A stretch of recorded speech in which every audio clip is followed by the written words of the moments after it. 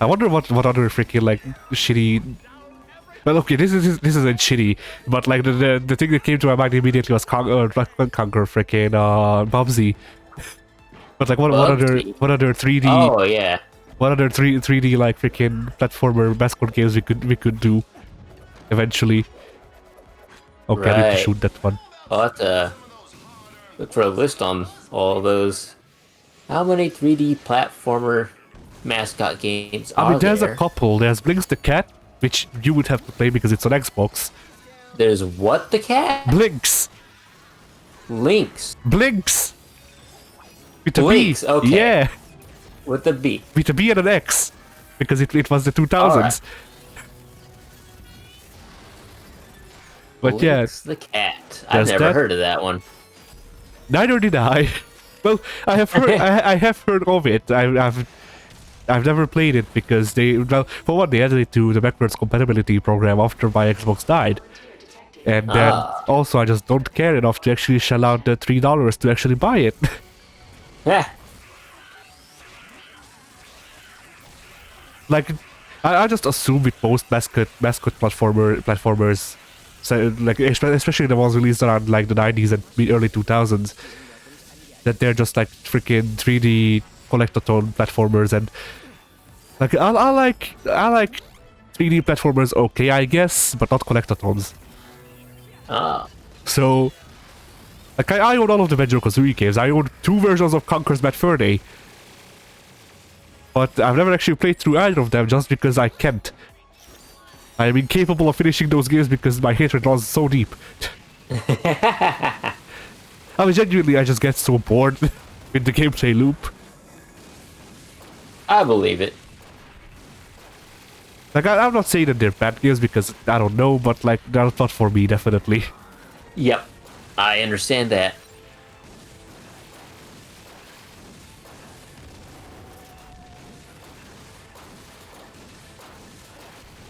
I did Google up Blinks the cat, and I have never seen this before in my life, so yeah.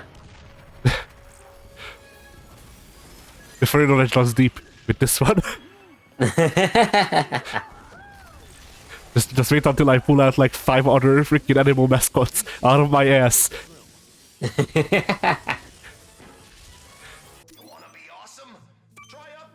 You're just an encyclopedia of mascots. Yeah. Uh. What else was there? Because there were a couple others, but like I don't remember.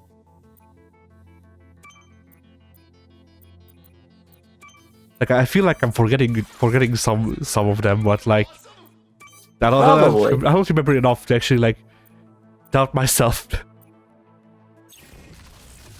I keep doing that.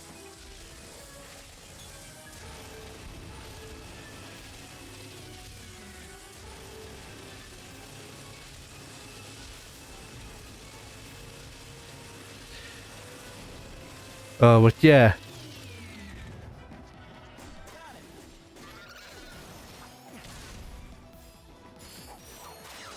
Speaking of freaking furry games, I wonder where that fist game went. That The what game? Fist.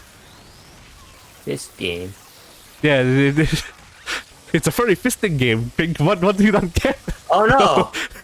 No, it's Bionic Commando. It's a spiritual successor to Bionic Commando from what it looked like. That was announced like on the end of last year, I think. Was Bionic Commando the one with Spencer from Marvel vs. Yes. Capcom? Well, Alright. no, he's in Marvel vs. Capcom from Bionic Commando, but yes. I see. Like, it used to be an old NES game. Back before Spencer went black and never came back. Or never went back. I don't think Spencer's supposed to be black in the MVC version. I don't think I was supposed to kill that sheep. Probably not. Oh well. More lamb chops for the the people. Lamb for the people. I like lamb. It's good. I don't think I ever had lamb, so I can't comment. Although there is something funny now that I think about it. I don't think I ever told anyone on the forums this. But like, this furry thing of all things reminded me of it, kind of. Because I remember for a bit I was like, oh well, what if it's a phase? And I was freaking out about that, but now you calmed me down. But that reminded me, like I am not really freaking new to having weird phases for long amounts of time, so whatever. Because from between the ages of 4 and 12, I was vegetarian. Ew! Why? Yeah. What was wrong with you? I'm a weird dude. I don't know. But between the ages of 4 and 4, like my whatchamacallit, atypical eating also freaking helped with it, probably, because, you know, like, as I've said, I don't really get to choose the shit I eat. I can just accept a list of food sometimes, and sometimes the list changes.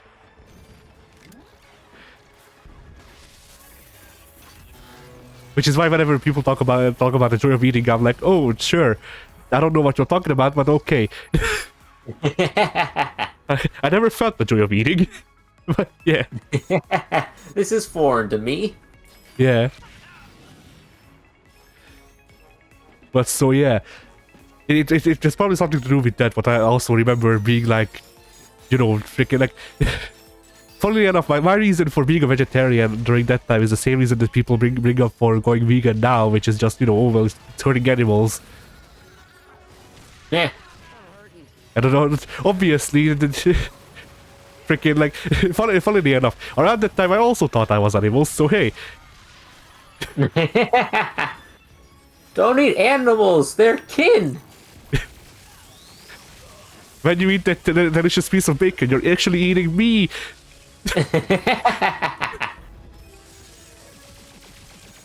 Man, people keep pigs nowadays, and it doesn't make sense to me. Like, yeah, no, that's clearly bacon. That is bacon. I mean, people have kept pigs for a while, especially during the freaking the KGB years. But not as house pets, I don't think, have they? Yes, well, not over there, but over here, pigs used to be like full-sized pigs used to be house pets, mainly because people like this was during communism, so that should explain some things. But yeah, it was mainly because people couldn't afford it's not that people couldn't afford the bacon; it's just that they didn't sell bacon because, well, they saw very much complications with my story. Yeah. But yeah. Like, they sold bacon, usually, but only a certain amount for everyone. And I don't mean that as in, like, everyone got an X amount. That was true, too. But not everyone actually got an X amount. Everyone got an X amount until it ran out. And then the government didn't supply more to the stores. So, what people would do is they would make make a cellar under their houses. And they would keep pigs there. Or at least one pig. So that they could kill it and then eat its meat, eventually. But they had to keep that hush-hush from the freaking secret police and people like that. They tried keeping it secret from the neighbors too, because the neighbors were heavily inspired by the lack of gulag to tell on you. Because if they don't tell on you, then they also go to the gulag. It's not just you. And hell, even if you didn't know, you probably also went to the gulag just because you might have known. Yep.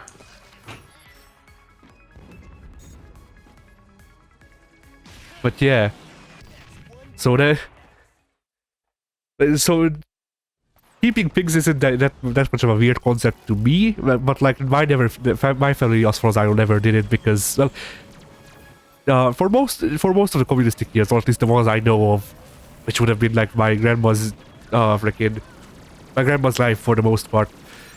Right. Well, my grandma didn't spend a lot of time at home because she was admitted to a hospital for reasons. She never, like, she tried explaining it a couple of times, but never actually quite got there. She would, like, obviously it was something that hurt her a lot, so I also didn't bother like freaking bringing it up and shit. Like whenever she talked about it, she Yeah. talked about it. Yeah. But yeah, so like I don't know what it was like during her early years, because she spent her early years in the hospital, and then after that we live like my family's been living in flats for 3 generations now. 4 actually, 4 generations now. So That's a lot. yeah. Like at first my mom and my grandma moved into a flat because it used to be luxurious. Or you can get to move into the soulless Soviet bloc. I envy you, but yeah, like, it used to be like a thing of a show of royalty, I guess, or something like that. It was the in thing to do. Like everybody wanted to move to freaking apartment complexes, Right. and then they realized that they sucked. Mm-hmm.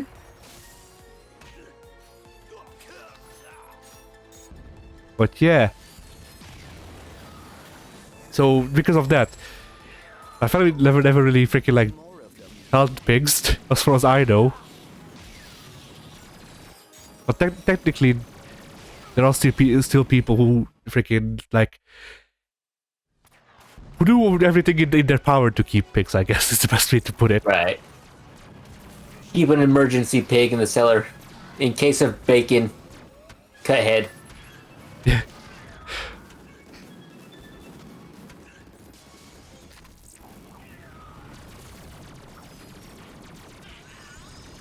But yeah, people have weird pets now. Like freaking, like owning raccoons is a thing now, and it didn't used to Yeah. be. I wouldn't mind owning a raccoon, to be fair, but you know. If we could domesticate raccoons, that would be cool, but I don't see that happening. Yeah. They're just a tad bit on the monstrous side, and I think they're best left out in nature. I mean, if we hadn't domesticated them at this point, I feel like we shouldn't be trying. Like I feel like raccoons are like the most domesticated you can make a raccoon would be like freaking like a wild bird. Like, you know, sometimes they come in through the window and you give them food and pet them and then they leave. Yeah. Yeah.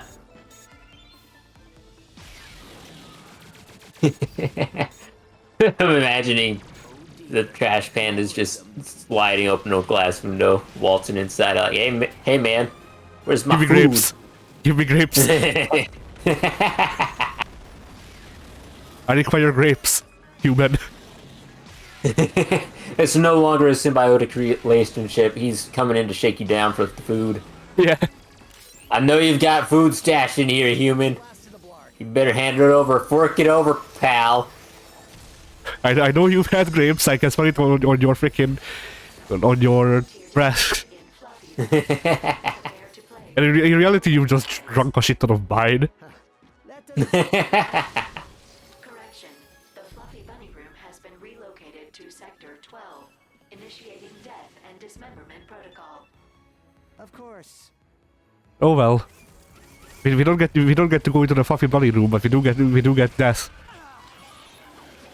That is sad. I don't know. It's only robots. The death is not really permanent.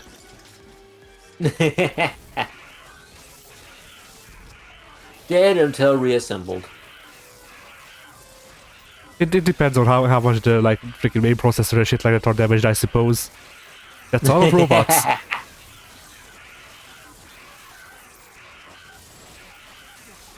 As long as they're not totally wrecked, their files can still be recovered. Yeah. Test complete. Thank you for participating in the Gadgetron weapon test. Alright, that sucked. 10% off. But we got 4,000 monies out of it, so that's good. 5 to 7 years. That is a decent amount of monies.